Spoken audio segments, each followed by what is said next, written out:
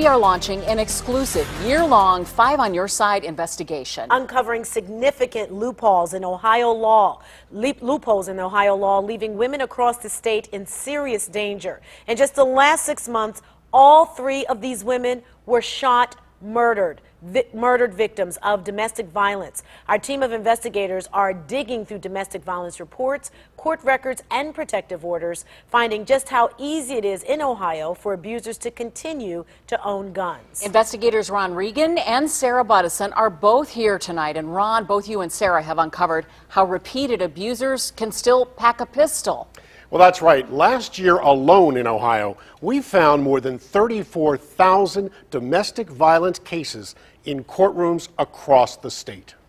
And we're also finding 94% of female homicide victims were killed by a man they knew. He was going to kill me and then himself with the gun he had purchased that morning. Ronna Farringer was shot by her abuser. He threw the protection order that he had a copy of towards me on the bed, and then he turned around and shot me in the leg. A protection order that's supposed to keep guns out of the hands of abusers failed to keep her safe.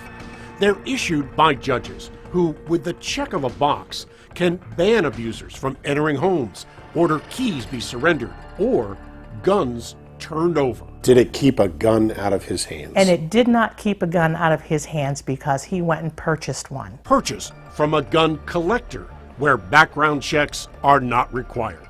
But we found even at licensed gun dealers where existing federal law requires background checks, many protection orders never show up.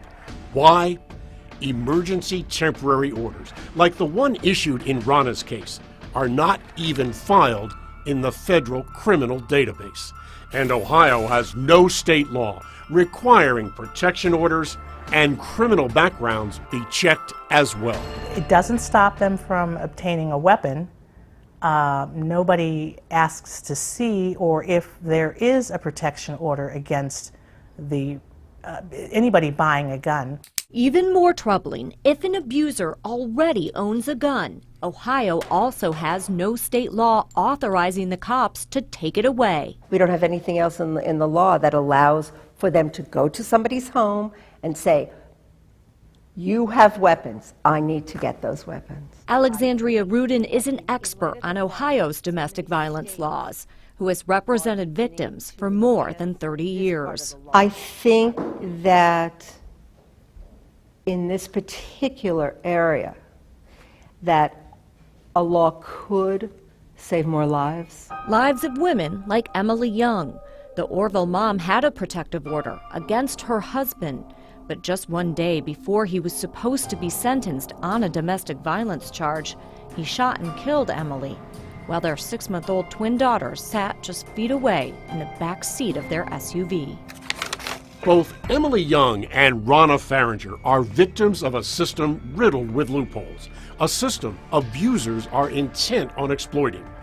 Our investigation found for nearly 2 decades, close to 113,000 convicted abusers and nearly 48,000 more under protection orders still walked into gun shops around the country and tried to buy deadly weapons.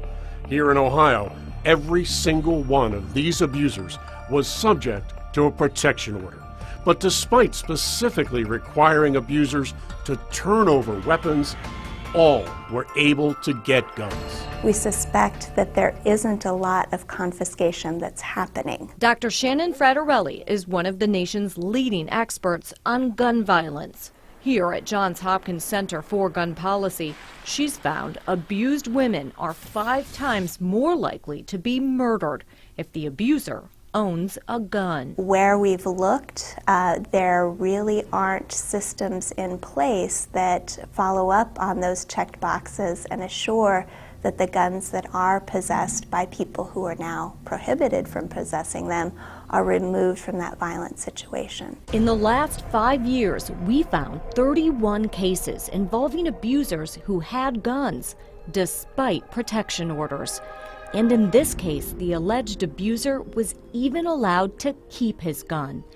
In another case, deputies confiscated a half-dozen weapons, but the abuser kept another tucked away. You've been told by the court to do something, and we're going to trust that you're going to follow the court's orders.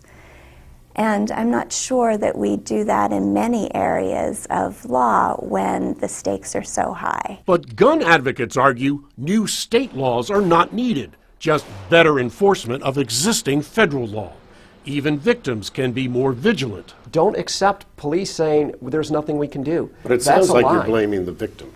No, I don't want to blame the victim on that. But I'm saying for the victim, what I would tell them is, if police aren't doing their job, stay on top of them. Jim Irvine is president of the Buckeye Firearms Association. Why would you give more rights to a gun owner than to a domestic violence victim or a woman in fear of her life? I think everybody has rights, and we just don't want to terminate anyone's rights, no matter who they are, without, what's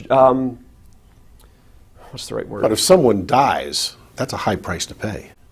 It is, but also taking someone's ability to defend their own life away is a high price to pay. In spite of those loopholes in state law, protection orders remain an important tool for abuse victims because abusers can be locked up if they violate them. And in the coming months, both Sarah and I will continue to uncover the flaws in the system and how you can be better protected.